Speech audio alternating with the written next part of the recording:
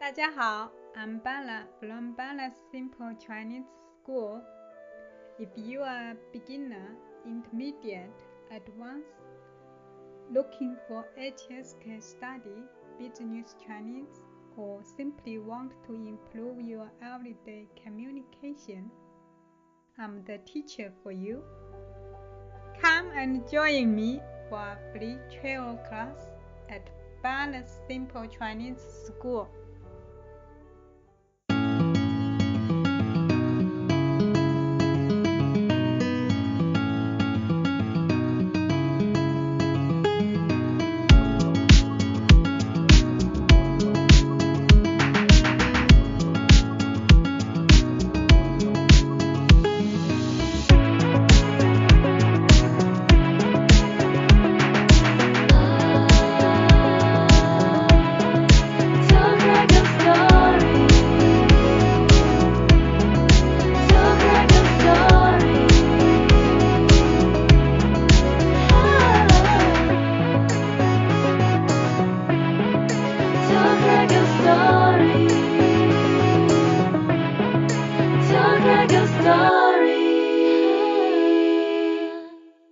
Was it the first time to the UK as well, like with the band? With BAs, it was the first time to England, yeah. Right. So what was that experience like? A whole new crowd? I don't know. He's more pop. The two styles. Had all those hits on the massive record. We were kind of a bit, leather pants, glam rock at that point. So some gigs went over better than others. There was entire crowds that kind of didn't get us. Some of them were a little bit hostile towards us, I would say. Bonn, and a few other places. They wanted to see the headline. Yeah. So that Bryan Adams had these ticket stubs, had the thing, and then what they do, they hold them up with the cigarette lighters. And I'm thinking, oh great, you got the cigarette lighter, we've got this lighters. Like, how beautiful does this look? There's thousands of people holding up their lighters. What they're doing is going, we're here to see this guy, not you. And it was actually a passive aggression. Wow, I've never heard of that passive before. Aggression sign, yeah. Wow. But anyway, that's cool. We didn't care.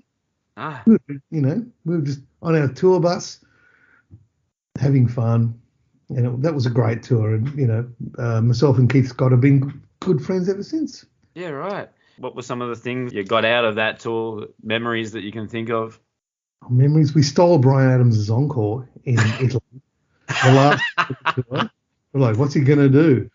Because every night he'd do two encores. The second of which would start with "Come on, everybody."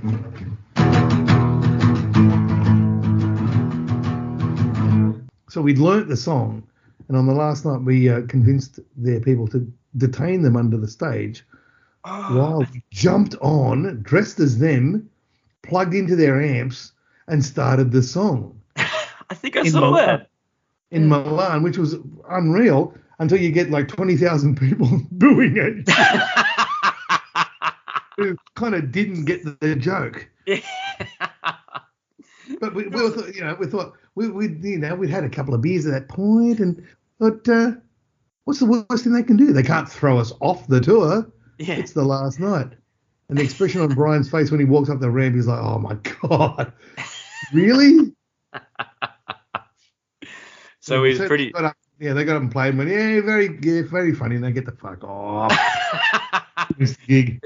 Watching all of the interviews, I just got that vibe where it was really loose and lots of jokes and lots of laughing, and that's what's been in a band all about, right? Especially with the Baby Animals. It's pretty loose, and there is a lot of laughing. Yeah. I mean, you've got to, when it's not about the hour and a half on stage, it's about the other 22 and a half hours that you spend in the van. Yeah. And if that's no fun, then the stage thing's no fun.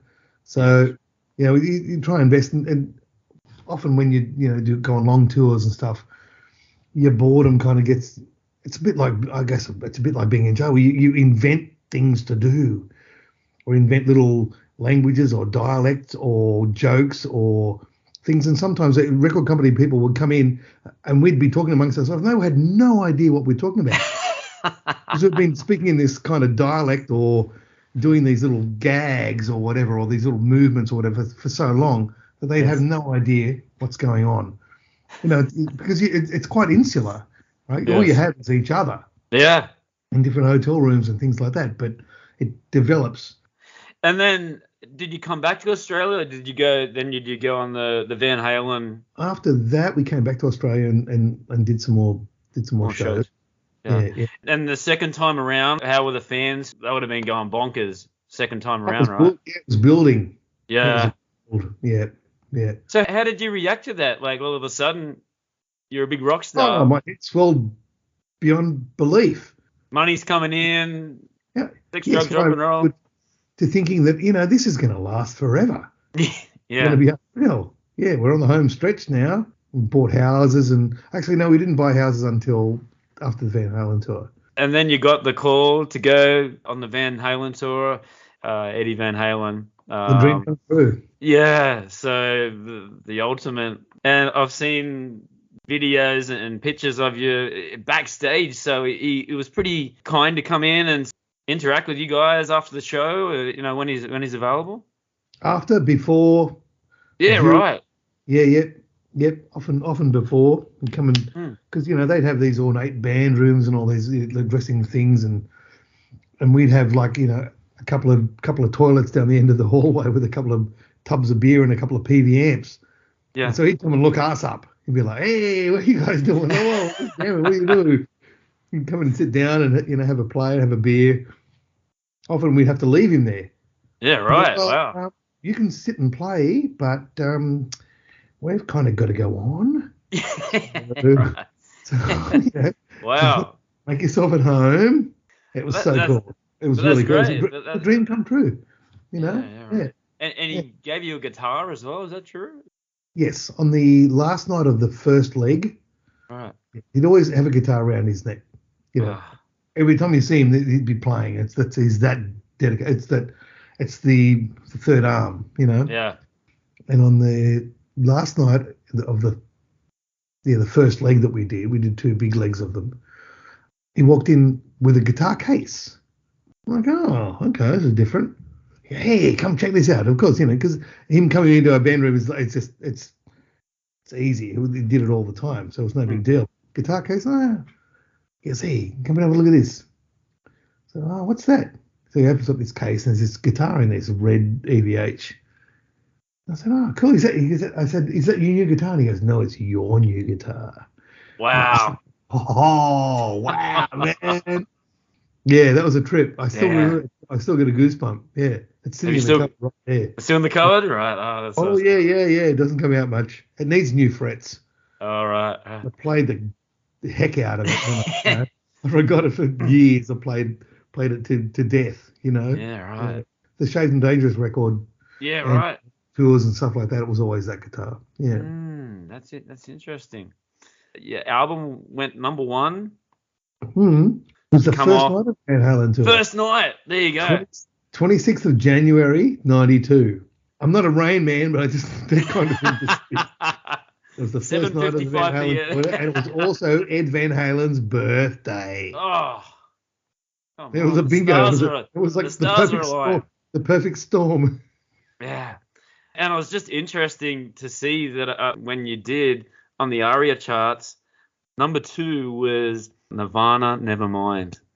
Oh, really? I saw that last night. Wow, that's a big one. I didn't realize that. Wow. There you go. Second biggest album in 92, 4 times platinum, 3 ARIA awards. Damn, you were hot. And it wasn't until Jet you had the longest number 1 debut album for the ARIA charts, and it wasn't until Jet the highest selling debut before. Highest selling debut until Jet. So that's what an amazing achievement. And like I said, my first cassette was that album, and every time you turned on the radio. Great, good. Did you do the rest of the world, or what was the plan there?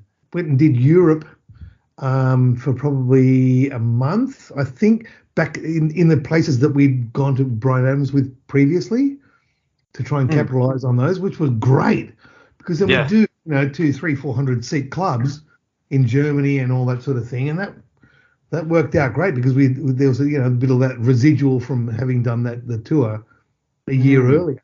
and the album had sort of got a little bit of traction over there. So that was a good run as well. That was a great tour actually.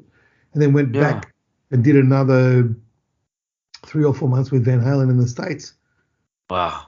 Yeah, we did a lot of gigs with those guys, man. We did. That was a lot. It was a lot of shows.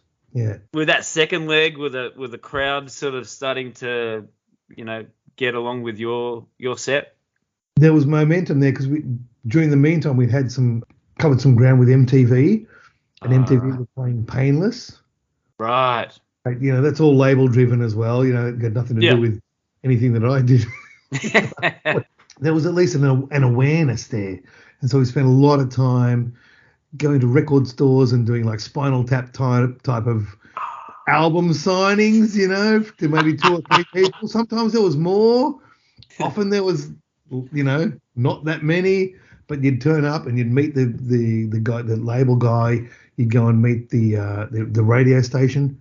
So you travel on the bus. You get into town at kind of like 10 or 11 a.m. Having slept on the bus, go get a shower in the venue, which is usually like a basketball shower, like 20 showers along the thing there. Try and get a private space so you can go and have a shower. Then meet at a place, meet a record company exec who will go and take you to a radio station and a record store and go and do that and do that before. Then you come back, have some lunch, go do sound check. That was a day-to-day thing.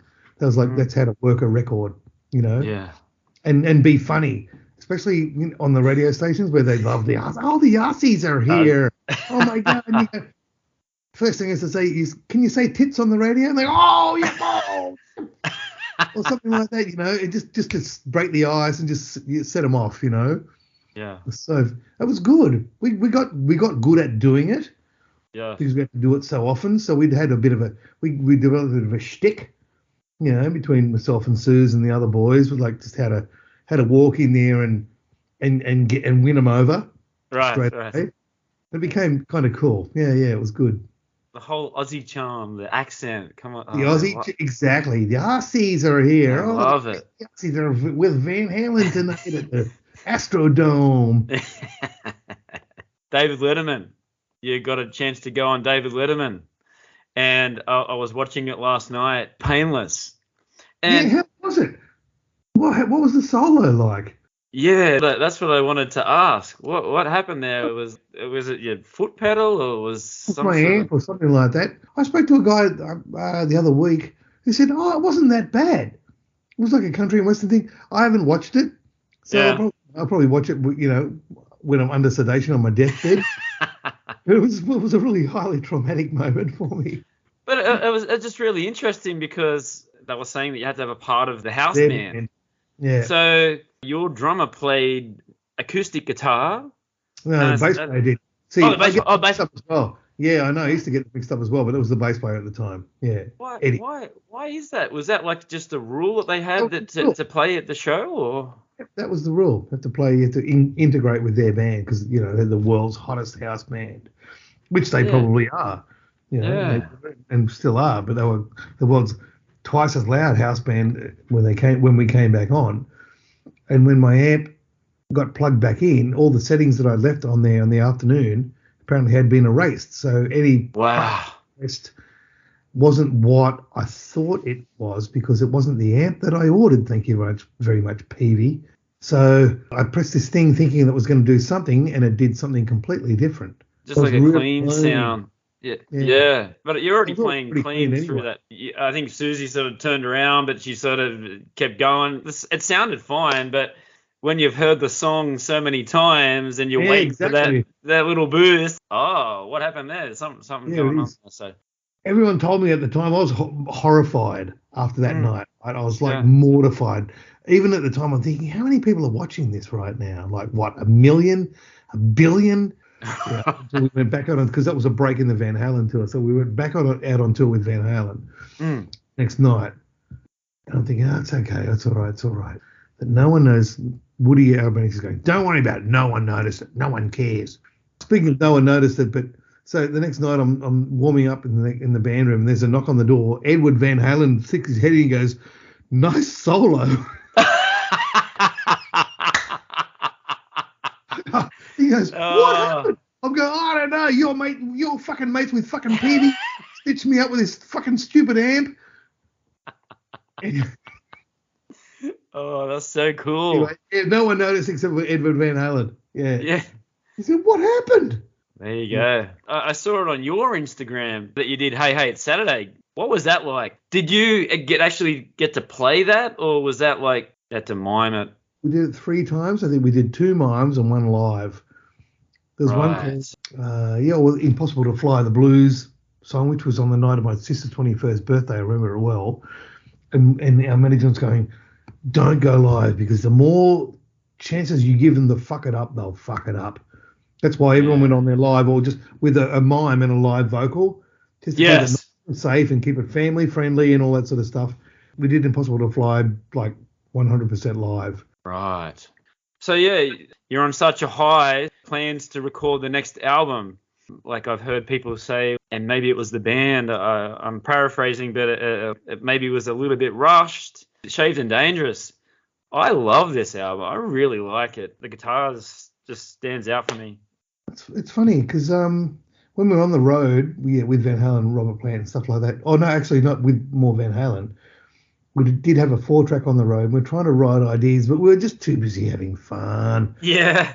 Remember at the time going, you got to follow up on this one. We've got a momentum here, and all we did was jam. We just love to jam, open-ended jams, and so we resulted in songs like Lights Out 11, which was like an open-end, because on a night off in Van Halen, we went out to this studio somewhere. I think it was New Orleans.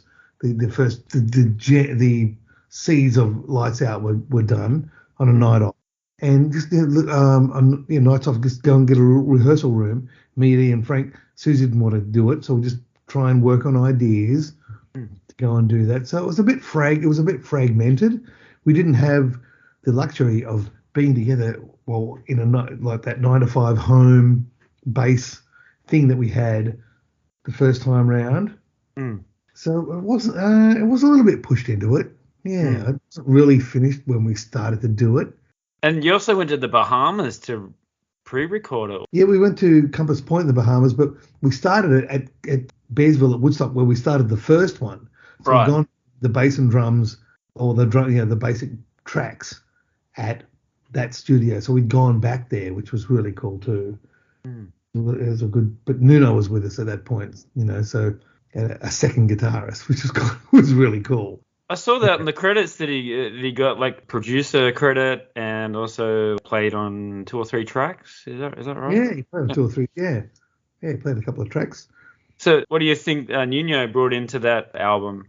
Well, apart from a lot of perfume and earrings. Is that a good? No, he was great. The thing is, the guy's a musical badass. Yeah. It's like all of a sudden it's like, wow, okay, yeah, no, we're still good friends. It's good. We needed him at that point because song wise we were lacking a little bit, and he's a song guy. Right. And as much as I love Ed Stasium, Ed and his engineer Paul, they just couldn't help us with this. There was structure, but it wasn't like Mike Chapman had. What are you going to do is you got to put this bit here, bet that there, do that. And Mike did all that with all the stuff he'd work with. Yes. Whereas Ed kind of, he's probably, if he listens to this, and I'm, okay. He was used to working with bands that already sounded like they'd sound. Right. Yeah, that makes sense. Yeah. Yeah. It's like the Ramones, Living Colour, Hoodoo Gurus, Smithereens. They already had a thing. Needed kind of help on exactly the direction that we should take, because we were going in a kind of Living Colour thingy direction, but we should have gone maybe back to the suite. Yes. You know what I mean? Back to where it was in the first record. I don't know. Retrospect. And it was not very. It was pretty hard edged though. I don't know. It was. And it was very technical as well, like with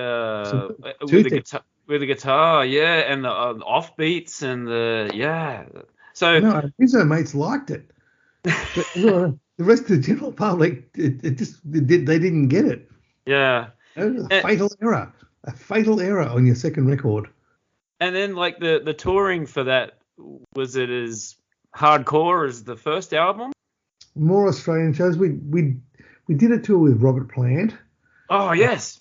Yes, it was Shade and Danger. So we were kind of that techno, metal, rock, Living Colour thing at that point, which was like not the perfect fit for the classic rock. Band. But it was it was a great tour. Great to see Robert Plant play every night. Yeah, wow. People don't want to dance to something in 11/8. What's 11/8? Exactly. Yeah, I totally understand. Yeah. I've always wanted to ask this question. Was there plans to do a third album? There were songs, but there was a matter of a 5-year-old management deal that we'd had with our original manager. Right. It was coming up for renegotiation.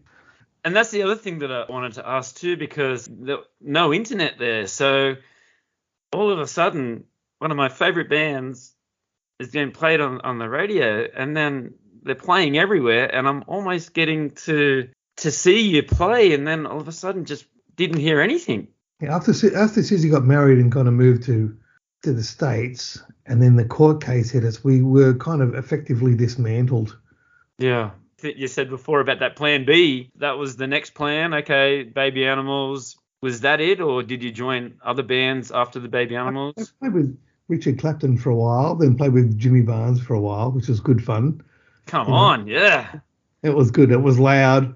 After being in a Chisel cover band before. I know, that was really funny actually. Our first rehearsal, we'd done a couple of his songs, and then I'd said nothing about it previously. Right. I thought, oh, okay, I'm coming in here kind of under the radar. And then it comes to K-San. He looks at me and goes, I figure you already know this one, right? We're like, oh, yeah. Yep. Talk like a story. Talk like a story. But what else did you do after that? And you were saying last night how there was no plan B. So tell us a little bit about that stage. That stage, yeah, it's kind of tough because I was a fresh father. My first son was born in 95. The band broke up in kind of 96 or so. Yeah. The kid's mum went back to work. I was playing with Richard and Jimmy, part-time. Right. Have like a full-time sort of, or there was no constant income coming in. It was sporadic. So she went back to work, and I used to, do the washing up sometime, 10:30 some mornings, and look out the window, and I'm in this court case with the management, and just to cry. My kid's crying, I'm crying. I'm like, what the fuck just happened? Over the last period of time. Wow, what are you going to do? Angus Young, around a couple of years ago, when they were saying about AC/DC always breaking up, and he says, I played guitar all my life. If you get rid of AC/DC, what am I going to do? This is my life. I have to play guitar. Were you thinking about doing like recording, being like a producer? Well, we did Suzi's solo record. That's right. I moved to Boston. Right. To do like something really crazy. So, me and Suze were still good friends, and we'd worked on a lot of songs together. She'd married Nuno this time, by this stage, and she'd got this deal with Mushroom. So she wants to do a solo record. Can I be on it? Do you want to be on? Yeah, I'd love to be on it. Absolutely. Yeah. So, we're based in Boston. Do you want to move to Boston? I'm like, why not? What was that experience like in Boston? We went over there. The kid's mum thought it was a bad idea from the get-go. Right. Turns out she was kind of right, but I thought, why not give it a go anyway? Yeah. So we spent nearly a year in Boston, during which time I did very little guitar playing. I did a lot of painting houses and a lot of teaching guitar because that's what we had to do to survive. Yeah. We had to get married because we had different visas. So there was the marriage proposal was talking to an American immigration lawyer. So he says we have to get married. So she goes, yep, when by? Oh, when by? When by? Oh, 3 weeks. Okay. So wow. Yeah. Wow. Very old school romantic. That's me. Yeah. So Yeah. the three of us, myself, my then new wife, and my son moved and lived over in Boston to do Suzi's solo project, which we Right. recorded, which was Telelove, record Telelove, which Nuno I produced. actually, yeah, I can remember. I remember watching one of the film clips for it, and yeah, it was different to the Baby Animals, but it still had her powerful vocals. Still had her voice on it. Yeah, it still had Yeah, my guitar. There was different elements in there. There's a couple of other guys that played. We were different drummers. We had used. Nuno played bass on most of it. I played bass on maybe one song. It was a great experience, though. It was an awesome. yeah, The studio was called Longview Studios. yeah, It's where right. Jay Giles recorded. Oh yeah. That studio. Right. And Rolling right. Stones had rehearsed there and stuff like that. It was cool. Right. Was there any Baby Animals material thrown around at that stage, or was it just completely just all new material for Suzi at that time? There was a couple of Baby Animals kind of demos that we pilfered, I guess would be the word. Yeah. Did they just go away, or did you keep them and put them on like the next album that was going to come so many years later? Well, we actually recorded a couple of them for Suzi's record. There's a couple of things that I'd written with the boys, and we kind of pilfered them and used them because we, needed material. Yeah. Yeah, right. One of which was Satellite, which is probably my favourite song that we've ever done. Me and Suzi have ever done. Right. So, yeah. And you still playing in the set now? No, we don't. We've never played it. Oh, yeah, right.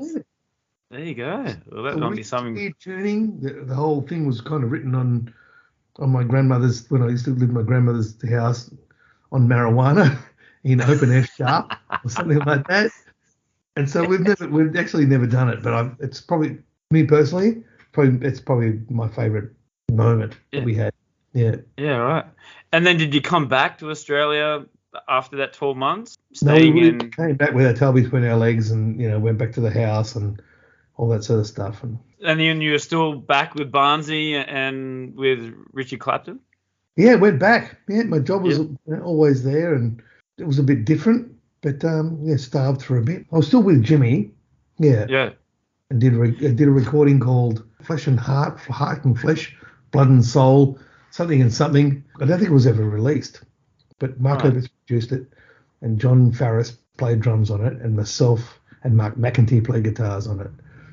And that was but I was getting paid by the day at that point. I was just on the payroll, so at least it was a job. And that's the thing, like you look at the bio or the Wikipedia, and at 96, and then it goes to like 2007. There's nothing in between. The lost years. Yeah, the lost years. So I was very interested to hear what you were doing at that stage, and then the process of then getting it all back together. Who sort of negotiated? Obviously, was it Suzi that called you to say, have some jams, let's see how it goes? We were always good friends anyway, regardless of what happened. So I'll always be in her corner, so to speak. So, yeah, but I think we sold the house in Sydney, and then I moved to the Central Coast, back to where I lived. But, when I moved from there, I thought, so long, stink town, I'm never coming back. Next minute, I'm back. You're back. So bought a nice house in Wamberal and was teaching guitar and playing with Shannon Knoll. I did a whole bunch of Idol, actually, which was kind of lucrative. It was lucrative. It was good. Actually, I tell you what, the last time that I saw the Baby Animals in Sydney, I actually got to shake hands with Shannon Knoll. He was there as well. Was he really? Like, he was just there, like, the gig had finished, and he was outside with his friends, and I was like, it's not Aussie. It's awesome. He didn't even come back and say good day. Well, maybe he did. But yeah, I hooked up with the Idol family and became a session musician and played on Shannon's first and second record. Played a lot more on the second record than I did in the first. But it's good. It's good pay. It's good lucrative money. Did a lot of ads. So we survived doing that without Baby Animals. And correct me if I'm wrong, it said you had credit for one of the Grinspoon albums. Did you work with Grinspoon? Yes, I did. Actually, Yeah. I played a guitar solo on a track called Kill Switch off Right. New Detention. I did not know 'cause that. Wow. I love those guys, man. It's like, Me too. Richie Neats, our cohabiting guitar tech, so I said, the boys want you come along and have a blow on a song, I'm like, fine, great. So I went in there and had a listen, and they said, it's this bit, it's like an 8-bar bit. Okay, cool. What keys? Yeah, cool. And so, okay, just run one and I'll have a practice. So they ran one and I had a practice, and the producer, Phil McKellar, turns around and goes, that's fine, we got it. I'm like, you haven't got it. I was just warming up, having a blow, I was warming up. He goes, no, we've got it. You're done. 100 goes to this solo, and they kept the first one. Wow. A note. Yeah, sometimes what happens sporadically is the best thing. That's right. Just interesting, like you were talking about last night with the first album, how they were so strict with you with the recording, and then now you did the Grinspoon one, and it was the first take. It was a blower. And you listen to around, it, it's a blower. It's good. It matches the theme. It just, it's a high energy thing. I just was going blow. And then all of a sudden, I try to get arty with it, and they're going, no, it's not working, man. Don't go arty. Don't go with your head. Go with your heart. All right, yeah, cool. So 3 days later, Vaughan, we're sitting watching MTV or Channel V or one of those. Oh, it's probably Channel V. And my son Vaughan, he goes, that guy. I'm like, yeah. They played a Grinspoon track. He goes, I whooped his ass on Tony Hawk's skateboard the other day. He didn't even know who he was or care. Oh, right. You know what I mean? So funny. Vaughan's a dude. My son Vaughan is a dude. And is he playing guitar as well? Is he taking footsteps of the... No, he's in father? finance. He's in finance. Okay. He used to play drums to the point where Mick stepped aside and Vaughan played drums on a couple of Baby Animals songs live. Yeah, right. Yeah, he was really good. And he's got other things going. Yeah. Yeah, right. Jumping very forward, actually, into like maybe a couple of weeks ago, did you play a gig with the Screaming Jets? I did after 30 years. Wow. I got my... Man, I was... Nice. Yeah. What have I got? Thin Lizzy. Well, Thin Lizzy, come on. Oh, yes, you win. During one of the, an after show thing, Polly was sitting, comes, mate, Jimmy's going to do a folk gig. You want to step in for one? I'm like, fuck yes. Yes, I do. Yeah. Yeah, it'd be great. It was great. It was a great weekend. Obviously, being like a newie boy, I've seen them so many times. Just love those guys. They just keep rocking. Yeah. It's a great band, and it was really good to be part of that machinery. Completely different appreciation for their songs. Yeah. Did it take you a while to fit in, or was it just one or two jams, away you go? We didn't even rehearse. Oh, really? Yeah, they sent me a bunch of songs and a kind of dodgy desk tape, which, sorry, Paulie was saying, but it was a fucking dodgy desk tape. I went, yeah, all right, okay. Actually, myself and Scotty Kingman put up a couple of nights before and just doshed out the parts. So who's playing what where? Mine was, I remembered most of it, Yeah. So, and they said, the bits that you don't remember, just make it up. We don't care. But the band, the machine's already the machine. You know what I mean? If you were a penny on the railroad tracks, you're not going to make that much difference. If you make a mistake as a penny on a railroad track, it ain't going to stop the train. So my little anomalies didn't really stop the train. Yeah, it was great. I fucking loved it. It was really, really cool. I saw the band photo, whole YouTube. My biggest the downloads of a video is Baby Animals, Nuno Betancourt playing Get the Funk Out in Sydney. That's my most downloaded YouTube video. There you go. I think it's got like nearly 20,000 views. So. And me trying to sing it. Yeah. Well, he started playing More Than Words, and it's like, the crowd was going, oh no. And then they said, oh no, let's play this one instead. But he jumped out. So yeah. He played the guitar that he gave me. Oh yeah, right. Yeah, I had that guitar. That's really. It's blessed. It's been blessed by Sir. Yeah. Yes, I do. So you did like an acoustic album, is that right? To get back and bring out a recording. So how did that all come about? 2007. Huge skip. So the lost years. Well, I mean, there was a dad, you know what I mean? I'm teaching guitar, raising kids, doing all that sort of stuff, The other guys didn't want to be a part of it, or is that too touchy They weren't talk about? invited. Oh, right. Okay. Yeah. All right, so it was just you and Suzi. We recorded in LA because Suzi was living in LA at the time. Right. With, we recorded with Justin Stanley from Noiseworks. He produced the record. That's a good record. We did 11 songs in 8 days. Sounds like you're having a lot of fun doing that and recording it. Well, the version of Working for the Enemy, the country and western version of Working for the Enemy was really funny with the chickens running through it and stuff. It actually was a lot of fun. It was a lot. Yeah. Haven't listened to that record for a while, but it's a bang. It's good. It's a banger, and it's That you come back to Australia and then you announce that you were gonna play some shows as a part of the Baby Animals. What was that feeling like to be able to get out there and play some shows as the Baby Animals? As the original band? Yeah. Yeah, it was good. Yeah, the chemistry's always good. Yeah. And it didn't take very long to get back together and start just playing the songs? No, we did a rehearsal we went to Perth. I think we started in Perth, from memory.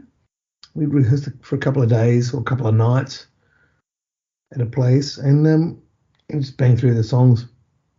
Yeah. It's muscle memory, it's muscle memory. Yeah, like riding a bike, right? It's the personality bit's the hard bit. The music bit's fine. It's the other bit. And then you brought out your first album. This is Not the End. The highly anticipated for all the Baby Animal fans that waited for so long, and the tour as well. So tell us about the process, like the recording part of it. So This Is Not the End was myself, Suzi, and two other guys, Mick Skelton and Dario Bortolin. So different rhythm section. Yeah. Because what do they bring to the band? Well, it's funny because they brought to the band, their own personalities, of course. So there's no tension anymore. There's no competitiveness. There's none of the stuff. It's a different kind of cauldron that we had from before. That record was great. It's one of my favorite records. I love it. Yeah. Interesting songs. I think it was done to a budget rather than a standard at this point, if I could be a little bit critical about it. But it's great. Yeah, I dig it. I love the Got It Bad. Got It Bad, thanks. Yeah. That was one of the songs that didn't survive the original Baby Animals kind of the attempt at getting together. Oh, there you go. The old band members thought it sounded too Queens of the Stone Age. I'm like, really? Yeah. No, I thought, great, it does. Good. But I like it too. Yeah, thanks for saying that. Yeah, that was my stand-up for me. And I'm glad that you said that because I think it could have fitted on either of the first two albums quite easily. Thanks, brother. It's a banger. It's a banger. Yeah. And then you went on would have been a huge tour there for that album. What was the reaction to the album and for the tour as well? I think it gave us a sense of purpose. Like it gave us a reason. Well, nostalgia is nostalgia, right? So yeah, don't do anything new, then you're nostalgic. If you do something new, then you've got to keep pushing. So it gave us that a fresh reason to do things. The label was kind of social media based. It's called Social Family Records, which was good for us because they were hip on, MySpace or maybe freshly Facebook at the time. So that worked really well for us. And it was good just to get out and play fresh guys, Yeah. no arguments in the van. Everyone loved playing with each other, with each other. Yes. So it was great. Yeah, it was cool. Did you do some international touring for that album, or was it just primarily No, we've Australia and New been Zealand? overseas since Shaved and Dangerous. We've not been abroad since then. Right. There hasn't been. That shit takes budgets. It takes tour support. It takes like major label support, especially coming from this far away. Yeah, it's in my world, it's a thing of the past. Be great to get And a it's also place on. like you're also sort of like jumping on support shows as well when they come to Australia, right? I mean, I see you support like quite a few international bands coming through here, right? We did a banging Def Leppard support one time, which was really, Right. yeah, it was us live and Def Leppard, and that was a great. I think we maybe did 2 or 3 of the run that they did. They were great nights. We opened up. We're good at being openers. You know what I mean? We're used to it. 45 minutes, like you were doing when you first started. Get out there and just hit them bang hard. it out. Yeah. And just hang out. And the guys from Live were really cool. I had a really good chat with Chad, the guitar player, on those nights. All right. Yeah. And even Vivian Campbell. Vivian Campbell came up. Right. I love her. It's sort of on the side of the stage watching you guys set. Yeah, I know you did, man. I was watching you. Fucking Vivian Campbell, man. Yeah. It's unreal. It's really good. So, what is the future for the Baby Animals? Continue to tour? There talks of like a new album coming out soon. Are you writing new material? Well, that's the hard bit. I live in Melbourne. Suze lives in Sydney. Mick lives in Hobart. We're in talks. Right.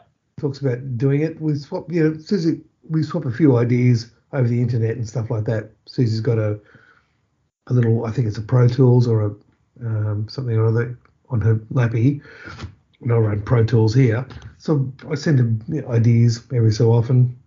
But I don't know, we're not as hungry as we used to be. I've got a full-time job now, all that sort of stuff. So, I mean, in ideal, if I could afford to be with these guys and play every day, I would absolutely do it. I'd fucking do it in a heartbeat.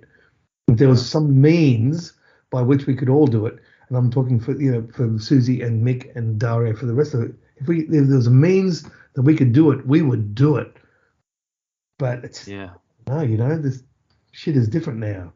I want to ask you about what are you currently, if you were to play a Baby Animal set, what's your rig and what guitars are you using? I'm a guitar player myself, so I'm always interested to hear what you're sort of using. I've seen in the past JCM 800, JCM 900. So what are you using at the moment?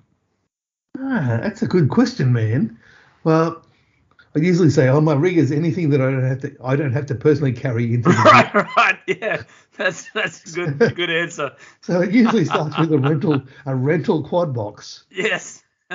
And I've got this amp called a Melbourne amp company. This guy Don Kahinga, who lives out east. It's hand wired. It's like a really crunchy 60-watt clean head. His whole thing is crunch, not fizz, so it overdrives, but it's just a nice thing. And that's the basis of my Baby Animals rig is that head. So I can fly that head round. That's check-in baggage. Right. It comes in just kind of a whisker over 25 kilos. So if we sweet talk the person, they're like, oh yeah, all right, we'll let it on. So that cased. That's a great amp. Wind the amp up as loud as it'll go and just go. Usually works. Yeah. What's the best piece of advice you've ever been given? Don't give up your day job. That was by Suze. All right. I thought it was by one of your parents. I've ever been given. Edward Van Halen told me one time, never drink anything you can't see through. Yes. I don't know if it's the best piece, but it was a piece. Yeah, that's right. Significant piece. Tell us about your social medias, Dave. Where can we find you for Australian listeners and for international listeners as well. I'm Dave Leslie on Instagram and Facebook, and I'm also Baby Animals Band on both those platforms, and Truck Band Melbourne, because I've got a new band coming out. About to do our second record with Nick Dadia in the next couple of months or so. So yeah, I'm still active. Yeah. Yeah. All right. And to finish off, Dave, I normally finish off by asking just a couple of quick questions. Give me your top 2 or 3 favorite things of all time. Dave, who are your top 3 guitar players of all time? Hendrix, Beck, and Page. Sorry, Clapton. Oh, okay. What was the first album you ever bought? 20 Electrifying Hits by K-Tel, I think it might have been. Yeah, right. What was the last album you bought? Esquivel. It was a vinyl. Esquivel, Space Age Love Music or something like that. I'm into vinyl these days. That was the last album I bought. Yeah. Okay. What are your top 2 or 3 favorite albums of all time? My top 3 albums? Axis Boulder's Love by Jimi Hendrix. I see. One Size Fits All by Frank Zappa. And like Desert Island Disc, probably Spilt Milk by Jellyfish. Okay. 3 albums from Australian bands. Kevin Borich, Celebration. Anything by Daddy Cool. Oh, come on. The first Icehouse record. The first Flowers record. Yeah. 3 places that you've been to, your 3 favorite destinations, and then 3 places where you'd like to go in the future. Okay, New Orleans, New York, and New something else. Okay, 2 out of 3 news. New South Wales. New Orleans, New York, and Helsinki. I loved Helsinki. Right. I've never been to Prague. I've never been to Shanghai, and I've never been to Tokyo. Oh, wow. I don't know if you're into books, but do you have 3 favorite books? First one would be Still Life with Woodpecker. Mm. I'm into audiobooks. I love the Flea audiobook. The Flea Right. audiobook was unbelievable because I set it on my little Bose Bluetooth speaker when I'm doing road trips, and it's like Flea narrating his life sitting in your passenger seat. Yes. That's really cool. So that would be my number 2. And another audio was probably Mark Lanigan's. Oh, yeah, all right. You know, I like fantasy, but I like stories as well. Mark Lanigan's it's hard, man. It's a hard read.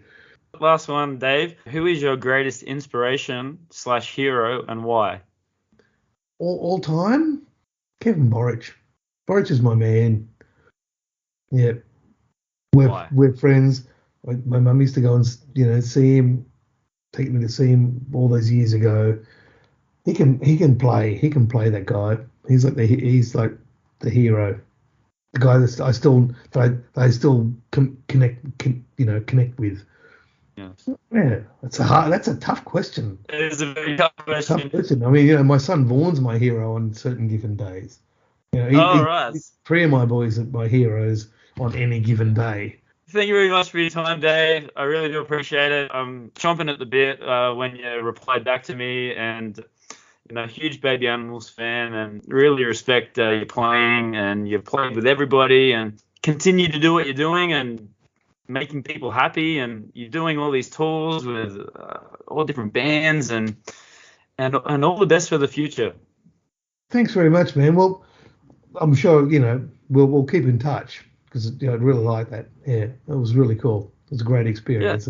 Yeah. Hi, I'm Tony Fair, founder of Victorian Grooming Company. Is your beard feeling dry or the skin underneath itchy? Maybe you'd rather soften and tame your beard instead.